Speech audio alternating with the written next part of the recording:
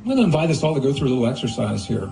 And I'm going to also invite you, if you are, please do not do this. If you are driving a vehicle or operating any heavy machinery, put it on hold and do this later. But what I'm going to invite you to do, I've just stated the world of the past no longer exists. And though people say, yeah, you know, and that there are things that we miss. This is an opportunity for us to set just a few moments aside and do for ourselves what is yet to be done in a mainstream, large-scale public way, and that is mourn that passing. So I'm going to invite you first, just take a pencil and paper. There's something to write on, or if you want to do this in your mind, you can.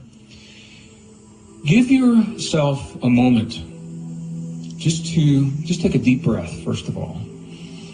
Just anchor yourself in this moment. And acknowledge that your world has changed, and that the things that once played a role, some of them were a big role, some were a small role in your lives, they're gone, and that you miss them. This is the key, and it's okay to miss those things. All we're doing is acknowledging it. I'm going to invite you to make a list. Just write down, maybe if you can write down 2 or 3 things that are no longer in your world today, that were with you 5 years ago. And I don't want to influence your ideas, but what I'm looking for are things like, I'll just use myself. In northern New Mexico, there was a Borders bookstore. It was a landmark on a corner that I used to see every time I go to the airport. Borders is gone, and I miss seeing that there. The mom and pop shops. They used to fix everything from the holes in my boots that I've had for 20 years to my eyeglasses, holes in the tires. The neighborhoods have changed, and I miss that. I was thinking about this the other night and talking to my wife. We both miss the feeling that we've had enough time for all the things we want to do. We feel that the world is moving so fast in our world, and we miss the sense that we have the time to do everything and not feeling that pressure. So these are some ideas. So I'm going to give you just a minute or so here to write down the things that you miss.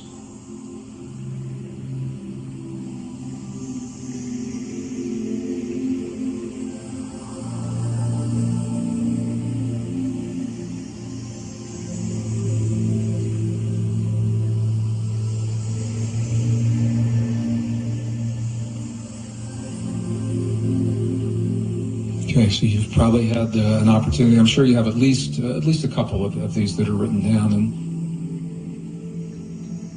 And what I'd like to do now to continue this, and whether you're doing this in your mind or on a piece of paper, when you acknowledge those things are gone and that you miss them, in another column, what I'm going to invite you to do is to identify the feeling that you have about not having them there. What kinds of feelings?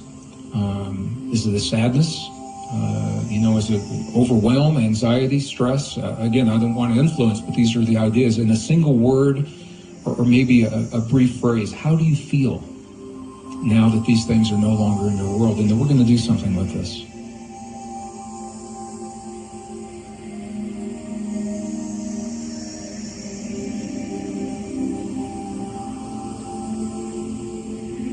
Okay, maybe take one more deep breath. Just to anchor that we've completed this. And this is interesting for me because I do this with live groups all the time, and it's not an event that you do once and replicate time and time again. It's a process for me, and I'm always finding new things that I miss, and I think I'm not surprised because mourning is not an event. It is a process. We're constantly mourning and adjusting to the new things in life and the things that disappear to make room for those new things. This is a very healthy thing to do because what it does is emotionally, psychologically, it frees up the space so that we can embrace all of these really beautiful things. And then we're going to get into some of those here in just a moment. All right, so now you've got a list of the things you missed. You've got a list of the feelings that you've had. Now I'd like to go through a little exercise. The best science of our time has shown us that our hearts have their own neural network, their own neural pathway, brain-like cells embedded into the heart tissue. They carry their own memories. And this is why in a heart transplant, the memories of the person who donates the heart often become activated in the person that receives the heart, even though it wasn't their experience. That's how real this neural network is that I'm talking about. So our ancestors for 5,000 years, they have always said to us that change, our ability to adapt to change in life, begins with a change in our hearts. And that's why so many of their traditions that I've studied are focused in the heart.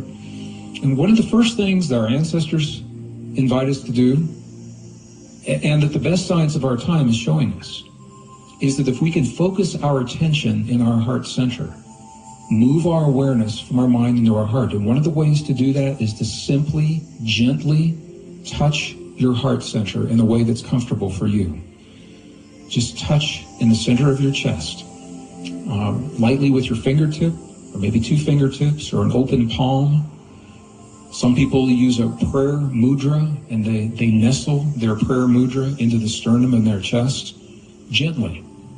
The key here is that our awareness will always follow the place in our body where we feel a sensation. So when we feel that sensation over our heart center, our awareness will automatically go to that place, and in that way we now have shifted our awareness into our heart, where the heart intelligence can bypass our fear and bypass our logic and go to what is called heart intelligence, the wisdom of our hearts. So I'm going to invite everyone to do this. Gently touch your heart center in a way that's comfortable for you.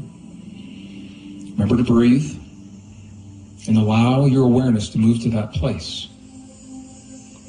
Now, it's from this place we're going to make use of the list that we've just created. And what I'm going to invite you to do is to replace the unwanted feelings or the negative feelings with the loss. Replace those with feelings and attitudes that you would consider more positive. And I realize there's a judgment that's implied here, and it's the best way we know how to do this right now. So, for example, if you are feeling stress around the things that are gone in your life, you can breathe and replace that stress with a sense of neutrality, where you take the significance out of that loss. If you're feeling sadness or depression, you can breathe in compassion and non-judgment around that idea, around that feeling. So replacing the unwanted experiences with new positive experiences, but you're not doing it with your mind through logic. You're actually doing it through your heart and the wisdom of your heart and your heart intelligence. If you're feeling anxiety, you can replace that with calm and peace. Breathe in calm and peace to replace the anxiety. If you're feeling overwhelmed, breathe in ease and peace to replace that sense of overwhelm. If you're feeling guilt over something in the past, breathe in compassion and non-judgment for yourself when it comes to that guilt. And these are all facets of mourning a world that no longer exists. And the thing to do here is to continue to do this after our program today. Do it before you go to bed tonight. Do it when you wake up in the morning. You continue this. You breathe until you feel a shift or a change in your body.